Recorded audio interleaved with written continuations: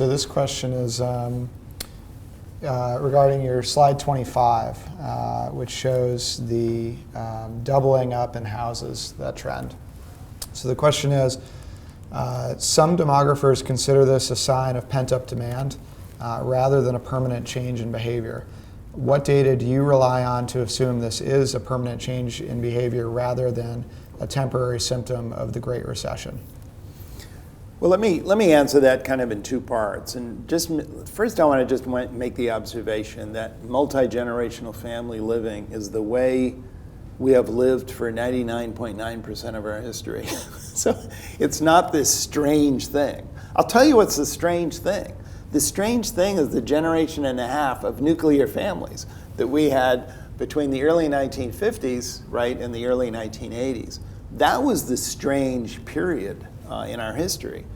You know what I mean? I'm kind of turning it around and seeing it a new way, because I think a lot of people think this is a really weird thing that people are actually living together. Well, that's how we always lived together. And if we had taken this chart back further before 1960, you would have seen it being much higher, you know, obviously in the 1940 and 30 and back earlier in our history. As I indicated when we went through this chart, the steepness of that line that goes from 11% to 24% is pushed up or down by the economy. For example, you can see that it flattens out a little bit to the year 2000, because that was a great time for people to be buying houses, part of what was going on then. And it's a little bit steeper going up to 2010. But right now, we already see, we don't have actual data for this age bracket up to 2014, but all indications are 2014 and 2015, we see continued rise.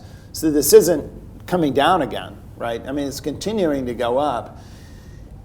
And my point is that it's the long-term trend of going up, and the reason why I don't believe it's just economic, comes back to this fundamental difference in relationships between generations. Part of the reason why 1980 was so low is you had two generations that really did not get along. And culturally, and the way they dressed, the way they talked, there were tremendous divisions that they didn't really want to have much to do with each other. We talked about All in the Family. Remember Archie Bunker and his kids? I mean, that's part of what we're talking about, right?